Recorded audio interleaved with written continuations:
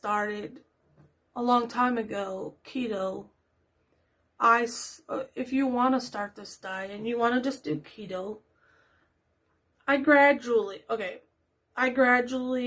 stepped out of different areas like sugar, carbs, breads, and I tapered them off. But the first time I ever did keto, man, I had a lot of it's called keto flu, headaches, diarrhea. I did not feel good the first time I ever did it. And I learned if you step down a little at a time, if you don't, I'm not a jump in all cold turkey. So if you step down a little at a time, bring your carbs down. Start with, if you drink Coke, soda, that's not, take it away. One thing at a time. You don't have to rush it. Do something different. That's a start. You start searching the right people on the internet and following them and let them help you. But you don't have to go cold turkey, which I'm drooling, it's hard at first if you go cold turkey. So I did steps, and I stepped down and took away this and took away that, and until I got to 20 carbs. But I did net carbs, which you would lose weight better if you're trying to lose weight to do 20 gross carbs.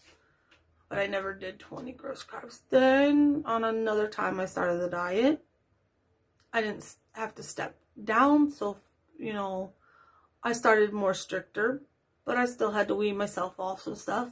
Then I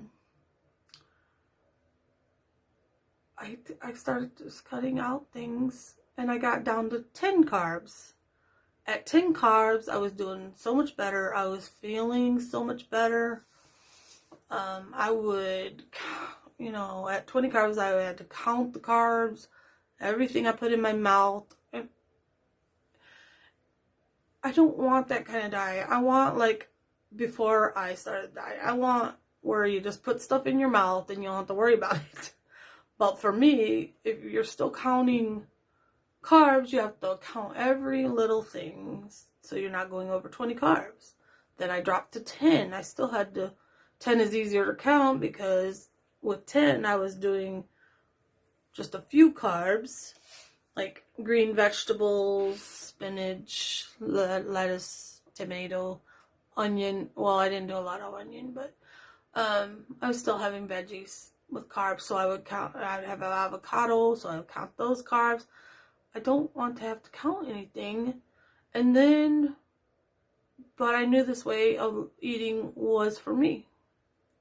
Then when I would fall, the time before this, when I lost 50 pounds, my husband went to the hospital. It freaked me out because he's never been sick. And I jumped into carnivore. I researched how to... He had a gallstone, and just a little one, and I was not going to let that happen. And I researched things about gallstone and keto and carnivore, and I jumped cold turkey. I made him jump cold turkey, and we ate meat, and we did well. And that was the only time I ever jumped cold turkey, but like maybe my body was still used to, even though I fell off the wagon for a while, I think your body still remembers what you were doing. So it wasn't I didn't have a lot of keto flu. And then on top of when I was having, I was like taking my blood sugar, which I wanted to keep an eye on, and getting all confused about the dawn effect in the morning, why my blood sugar, when I eat no sugar and I sometimes I don't even eat. Like when you don't eat in the morning, it was just jumping so high, and I understood. I found some videos about dawn effect. Your body makes carbohydrates to wake you up, and your body knows when you need it.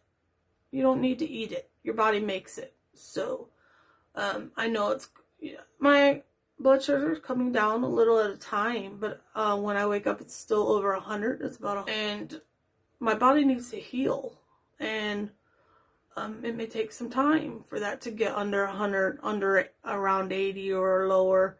But the lower you can keep your blood sugar, the better you can lose weight and heal. And so that was my goal. So I was like poking my finger every 5 minutes, checking it all day. I did the ketone blood all the time, and it's so confusing because 1 minute my ketones were up and the next minute they were like down. And your body uses ketone. Once you get keto adapted, your body uses the ketones for energy. So if I went out there to exercise, then my ketones are going to go down because it's using them for like carbs when you eat carbs and go exercise. So, all that tracking, even though, and I'm like, this last couple months, I stopped tracking. And life is even better. Because we don't track when we're eating wrong. I don't even step on the scale when I'm eating wrong. I don't want to see that, to tell me, Sunday, look what's happening, which I should be when I'm, eating wrong. But, so it feels so free not to take my keto, but sometimes I still take, I will probably still take it, but not every day. And I saw where some people just maybe sometimes take it once a week, see what it's doing. And my blood sugar is not high.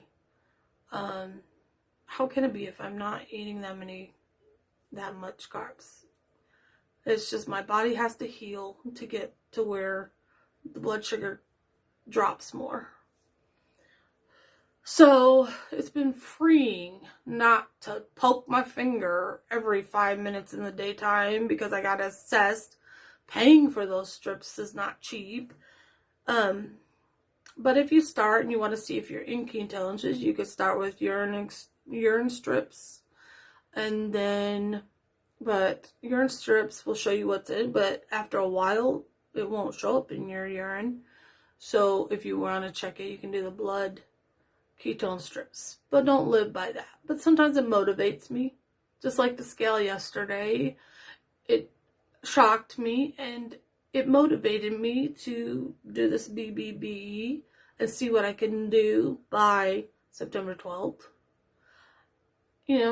If it moves, it moves. If it don't, it don't. And but I'm happy right now. I'm at my lowest right now. I've been in a while, and carrying around 450 pounds. My son went to the store and Lowe's, and they were picking up 40 or 50 pound bags of something and realizing that I lost more than that, and they're like, they could barely carry that.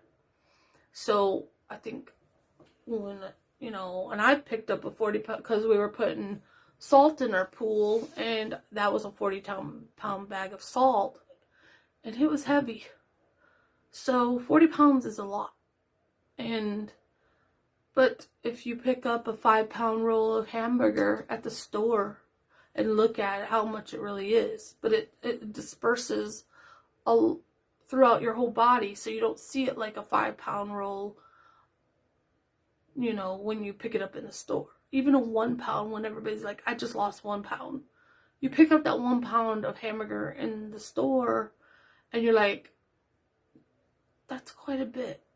If you only lost 1 pound that week, that's great. But you don't see it because 1 pound is dispersed through your whole body.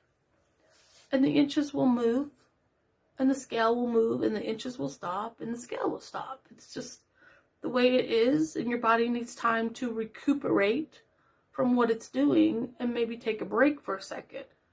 But then it will keep moving. And I'm saying all this because that remind me later when I watch my own videos what I said. Keep me accountable. And then and give the diet more than a week, more than a month.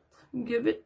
I wasn't feeling the greatest. I didn't have a lot of energy when I first started. It took about 3 months to feel the energy for me. So some people say they feel great after 1 month, but I just wanted to lay around and sleep, but around 3 months I started feeling so much better, moving more, and summer came, and getting out in the vitamin D, it makes you so much better. In the winter, it's like you get depressed because you don't go out as much.